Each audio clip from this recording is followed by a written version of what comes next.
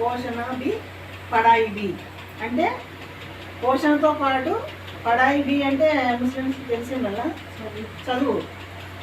పోషణతో పాటు చదువు కూడా ఇవ్వాలనే ఉద్దేశంతో ఈ అంగన్వాడీ కేంద్రాలు అనేది మాకు స్టార్ట్ చేయడం జరిగింది.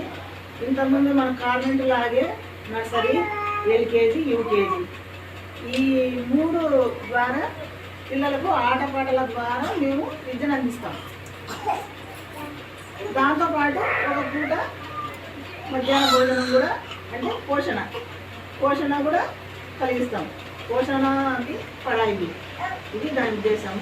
ఈరోజు ప్రతి నెల 5వ తేదీ ఈసీసీ డే అనేది జరుగుతుంది.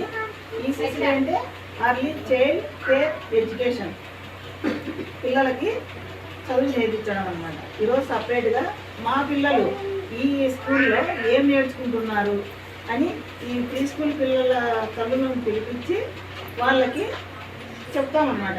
మేము ఏమి ఇస్తున్నాము పిల్లలకు, వీటితో పాటు మేము పిల్లలకు ఏం నేర్పిస్తున్నాము.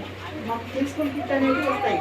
దాని ద్వారానే ఇప్పుడు పజిల్స్ ఉంటాయి, దీంట్లో కార్డ్స్ ఉంటాయి. దాంట్లో జంతువులు కానీ మన కూరగాయలు కానీ పండ్లు కానీ ఏమైనా కానీ వాళ్ళకి పచ్చళ్ళు చేపిస్తాము. తర్వాత 1-2 మంచి అలవాట్లు, ముఖ్యంగా ఫస్ట్ మేము నేర్పించేది మంచి అలవాట్లు.